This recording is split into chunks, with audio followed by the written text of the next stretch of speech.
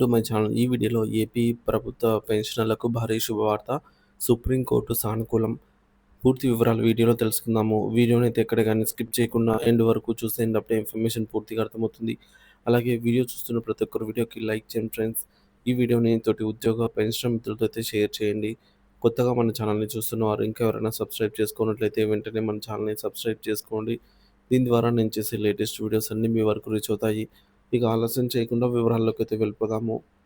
Friends ఇక విషయానికొచ్చినట్లయితే, ఉద్యోగి పదవీ విరమణ తర్వాత పెన్షన్ కంప్యూటేషన్ రికవరీపై సుప్రీంకోర్టు నోటీసులు. పెన్షనర్లకు ఊరట.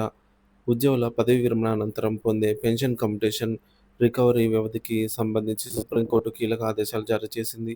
ఆంధ్రప్రదేశ్ ప్రభుత్వం, ముఖ్యంగా హైకోర్టు ఇచ్చిన తీర్పును సవాల్ చేస్తూ దాఖలైన పిటిషన్‌పై విచారణ చేపట్టిన సుప్రీంకోర్టు ఏపీ ప్రభుత్వానికి నోటీసులు జారీ చేసింది.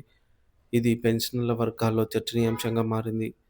ఈ కేసు యొక్క పూర్వాపరాలు చూసుకున్నట్లయితే, అప్పారావు అనే పదవీ విరమణ పొందిన తహసీల్దార్ దాఖలు చేసిన స్పెషల్ లీవ్ పిటిషన్ పైన శుక్రవారం సుప్రీంకోర్టులో విచారణ జరిగింది. ఈ పిటిషన్‌లో ఏపీ హైకోర్టు ఈ ఏడాది ఏప్రిల్ 28న ఇచ్చిన తీర్పును అప్పారావు గారు సవాల్ చేశారు. హైకోర్టు తీర్పు ప్రకారం పెన్షన్ కంప్యూటేషన్ రికవరీని తప్పనిసరిగా 15 ఏళ్ల పాటు కొనసాగించాలి. అయితే అప్పారావు గారు వాదన ప్రకారంగా తనకు చెల్లించిన రూ.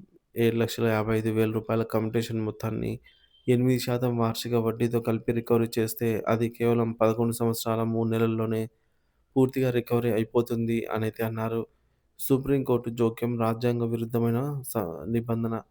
అప్పారావు వాదన ప్రకారంగా ఏపీ సివిల్ పెన్షన్ రూల్స్ 1944లోని సెక్షన్ 8 ప్రకారంగా 15 ఏళ్ల పాటు రికవరీ చేయాలన్న నిబంధన 11 సంవత్సరాల 3 నెలల్లోనే మొత్తం తీరిపోయినప్పటికీ, అదనంగా మరొక 3 సంవత్సరాల 7 నెలల కాలం పాటుగా రికవరీని కొనసాగించడం వల్ల తనకు నష్టం కలుగుతుందని, ఈ నిబంధన రాజ్యాంగ విరుద్ధమని, కాబట్టి దీనిని రద్దు చేయాలనైతే ఆయన తన పిటిషన్‌లో కోరారు.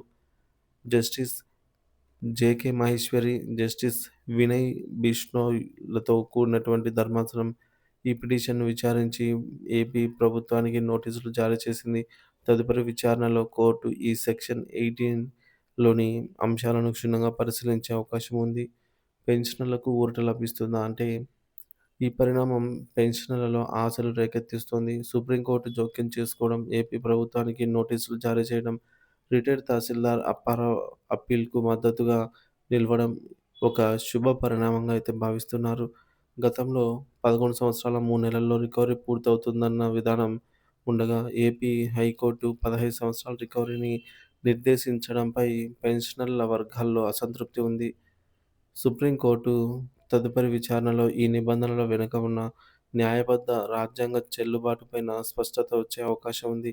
పెన్షనర్లకు అనుకూలంగా తీర్పు వస్తే అది లక్షలాది మంది పదవీ విరమణ పొందిన ఉద్యోగులకు ఆర్థికంగా గణనీయమైన ఊరటనిస్తుంది.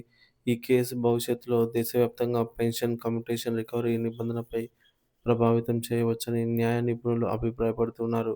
తదుపరి విచారణలో సుప్రీంకోర్టు ఇచ్చే తీర్పు కోసం అందరూ ఆసక్తిగా అయితే ఎదురుచూస్తూ ఉన్నారు.